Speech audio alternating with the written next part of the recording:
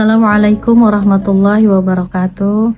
Innal hamdalillah nahmaduhu wa nasta'inuhu wa nastaghfiruh wa na'udzu billahi min syururi anfusina wa min sayyiati a'malina.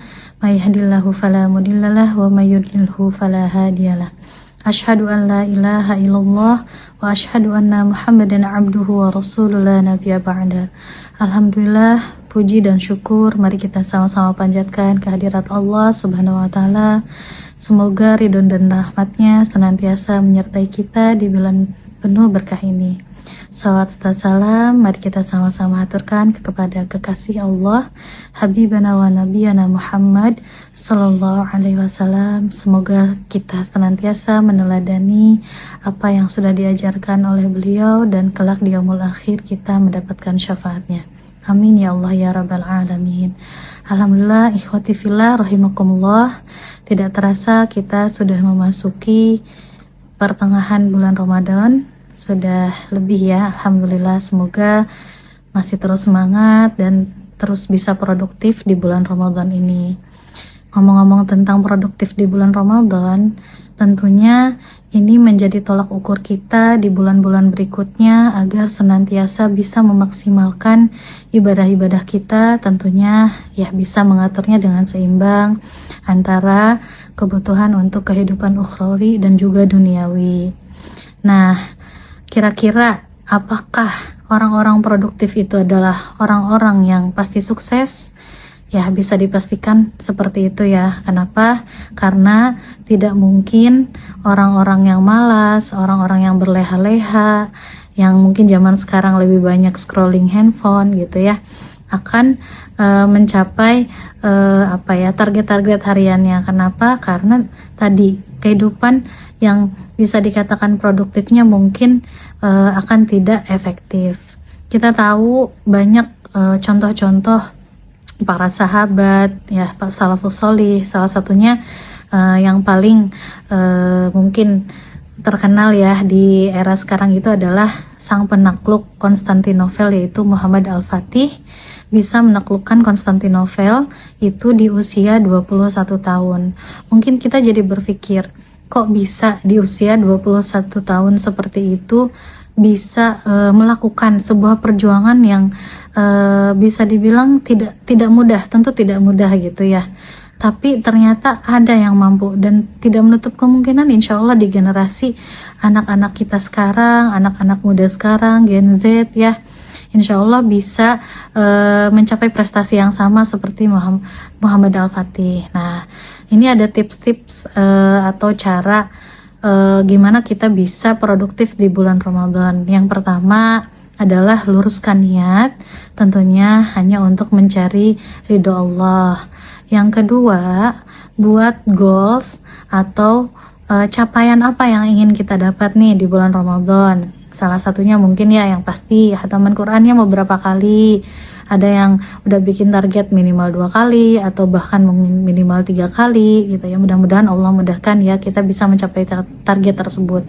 Selain itu juga apa? Tahajudnya, tarawihnya, sedekahnya. Mudah-mudahan setelah kita membuat goals tersebut bisa terbayang gimana cara mencapainya.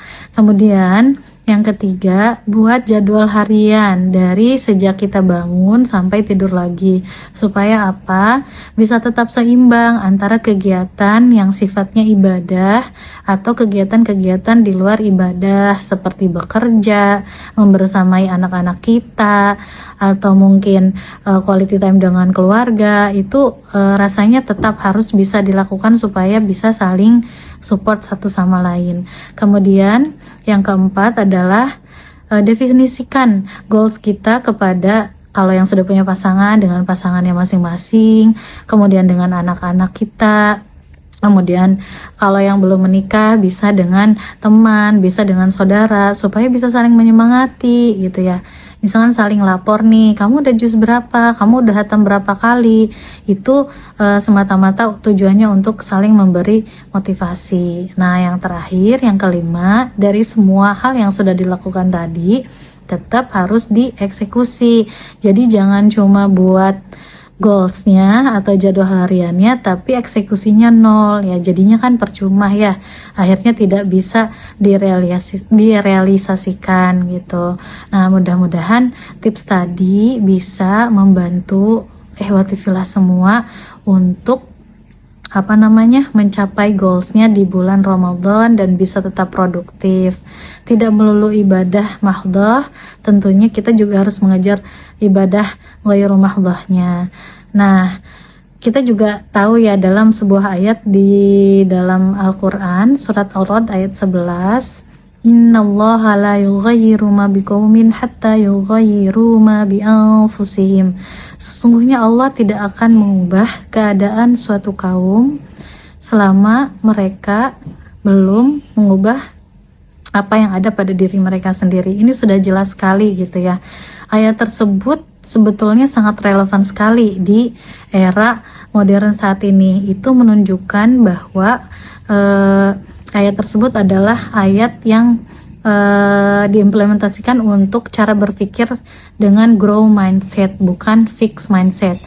Orang-orang yang berpikir grow mindset itu pastinya akan mudah sekali untuk mengimplementasikan waktunya secara produktif, dan tentunya seperti yang sudah kita tahu di 10 muasafat, salah satunya adalah munadzamun fi syu'unihi, yaitu teratur dalam urusannya.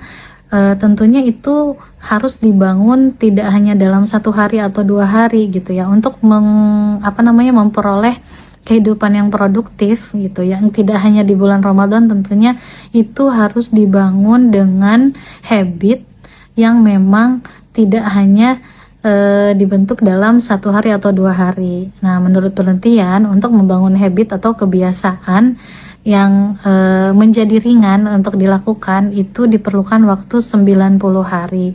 Nah, makanya setelah Ramadan ini kita harus membiasakan di bulan-bulan berikutnya supaya kebiasaan ini akan terus terbawa sehingga Allah mempertemukan kita kembali di bulan Ramadan berikutnya. Wallahu a'lam bishawab. Mudah-mudahan sharing hari ini bisa bermanfaat untuk kita semua, khususnya untuk saya pribadi. Semoga Allah ridho untuk mempertemukan kita kembali di bulan Ramadan tahun depan. Mohon maaf bila banyak kehilangan dari apa yang saya sampaikan. Terima kasih. Assalamualaikum warahmatullahi wabarakatuh.